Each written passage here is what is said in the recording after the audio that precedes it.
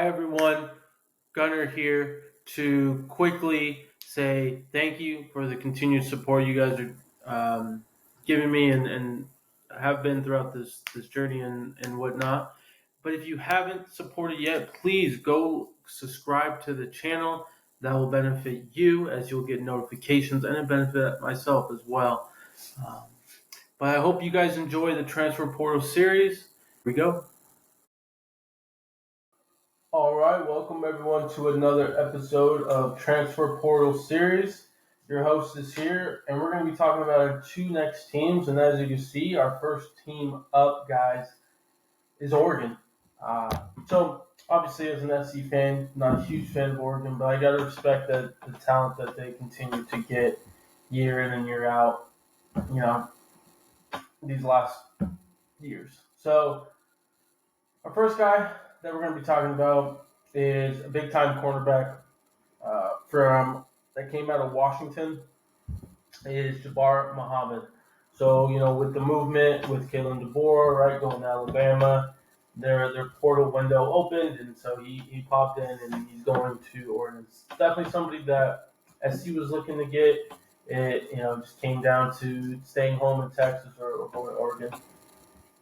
So, 4 career interceptions, top, again, transfer cornerback basically is how I'm looking at him, one of the top ones. He had a coverage grade of 77.7, so very solid, play inside and outside. And so, definitely I would say that this was their weak point last year for Oregon, was the secondary. Another secondary guy from UTSA is coming from Cam Alexander. He's got 5 career interceptions. He's actually got a coverage grade of 82.6. So definitely, covered better than Jabbar Muhammad. I would say that says a lot. Texas kid. So, played very good football from a young age. So he's definitely going to be in the mix, playing inside and outside for that DB's room. Next guy we got is a very highly touted wide receiver, Evan Stewart here, guys. Definitely somebody that I wish SC went a little bit harder, but he was, looking for more of the package and the big time dollars, and that's where Oregon kind of comes into play, right? 6 career TDs played his freshman year, highly touted wide receiver 1, and I expect some pretty good things from him.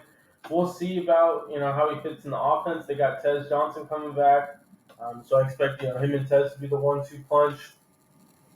Given what they have there on the offensive side of the bets.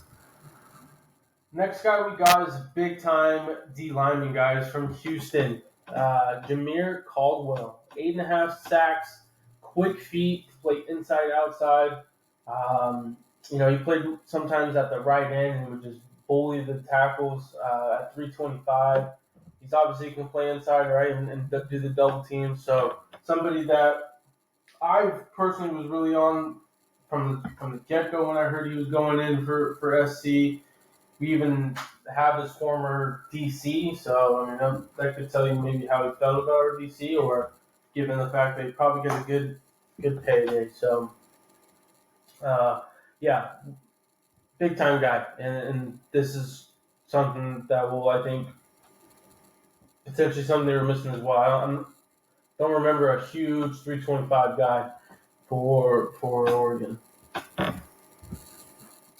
Next guy we got is Dante Moore, quarterback that came out of UCLA. So, you've probably heard his story, but if not, coming out of high school, he was committed to Oregon, then flipped last minute to UCLA, played his freshman year, was consistent and banged up at times, but has high potential, high ceiling, and that's kind of why, right, Oregon still, wanted to bring him in when he decided to go into the portal. So he's the future. I don't see him, starting right away, given the fact that we're going to talk about here shortly.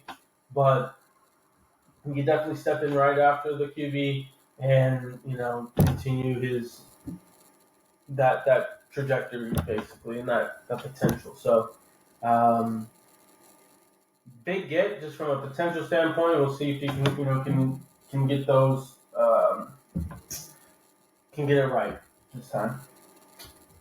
And then lastly, guys, is Dillon Gabriel. So Dillon Gabriel here, he comes from Oklahoma, went to UCF before that. So he's been around the block, Hawaii kid. Obviously, probably grew up, right, watching Marcus Mariota and the Oregon Ducks. So he's probably got that, that close fandom with Oregon.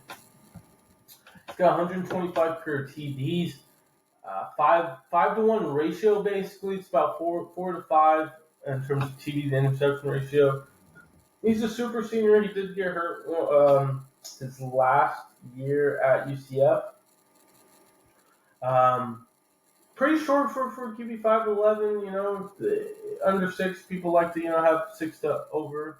But lefty, he could sling it.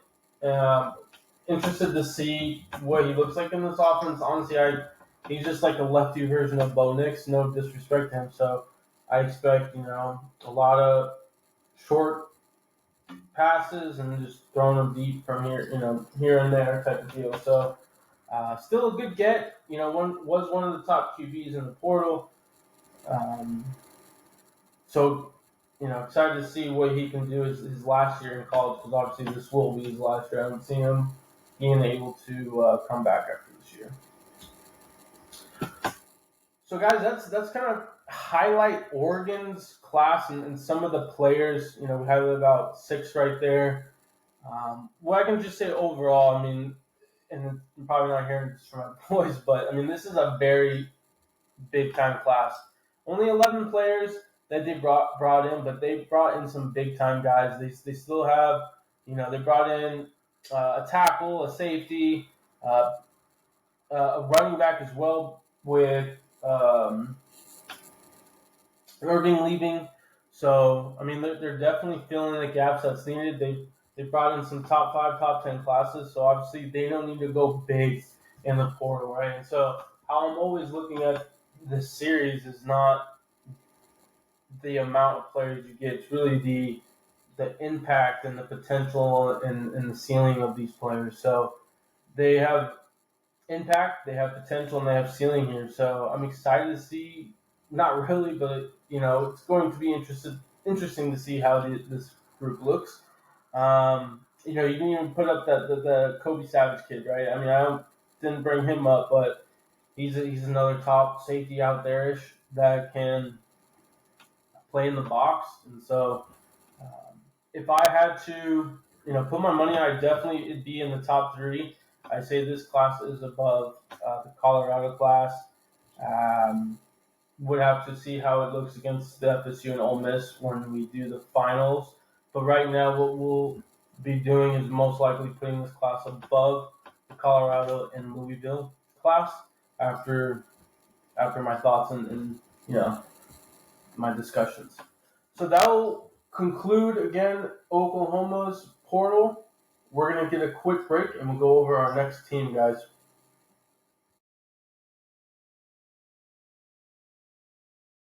All right, guys, welcome back to part 2 of episode 3 of our portal series. And as you see, we have shown our next team, and it's South Carolina. We're going to be talking about South Carolina portal class and what they got going on here. So, quick little history on the overall class.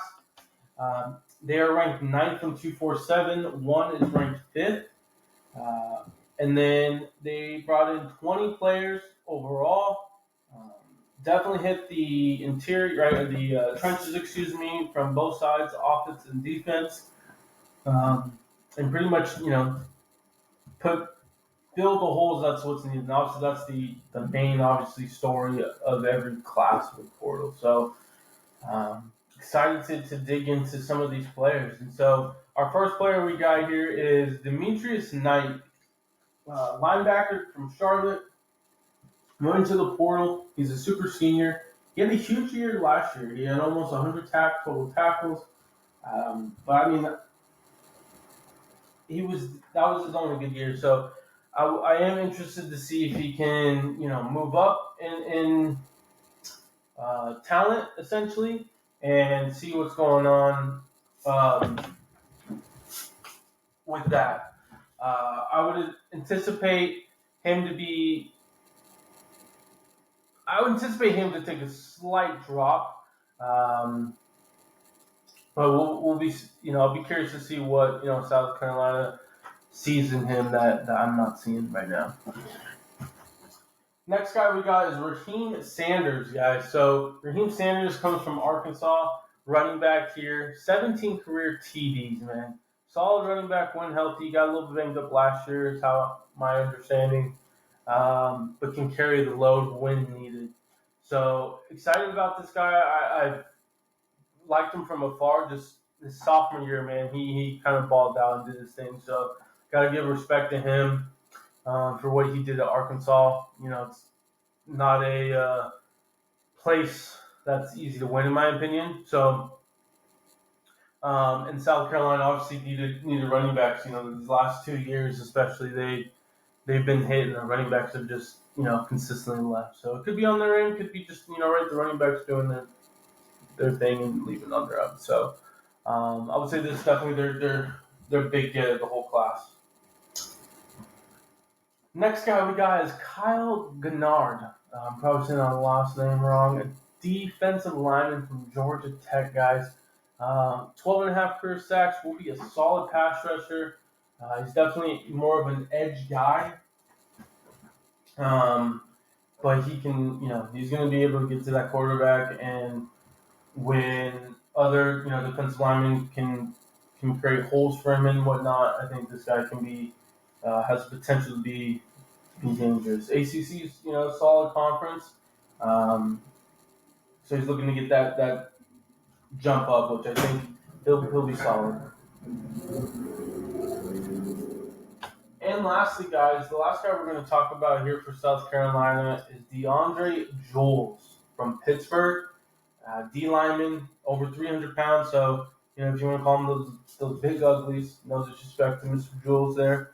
But he's going to eat up double teams. He's going to help potentially a Kyle Gennard and these other D linemen. So I would say this is definitely a good get for them. Be able to work on their defense and get to the quarterback. So eager to see what this entire group can do. No disrespect, honestly, though, but I'm just not high on this class as potentially like a 1. If we gotta go to our final rankings potentially, I would definitely have this as my last class right now. So this would definitely be the 6th class. Under Louisville and Colorado. So I expected, I guess, more impact players here, and it just seems like we've gotten more depth pieces and kind of letting the competition happen. I was kind of hoping, and what I'd like to see, I guess, from every of these classes, like who can definitely come in and impact right away or has the potential. There's a few potential guys out here, but I think the rest of them are depth pieces and fighting for a position kind of deal where they're already behind the 8 ball potentially. So, look forward to this having this class, surprise me when the season comes. But at the end of the day, this is just my opinion and what I think after, reviewing this class. So they can obviously, shock me and surprise me and do good. But this will conclude South Carolina, guys, and this will conclude our episode 3 of our Transfer Portal series. I hope you have been enjoying this series so far, as I have been. We have some things in the works. We'll have special guests for Wisconsin next week from Cheesehead Chatter, so stay tuned on that. We'll keep you guys updated as we go on. But as always, if you haven't yet, please go subscribe. Please go like the video. But enjoy your guys' Tuesday, guys. Peace.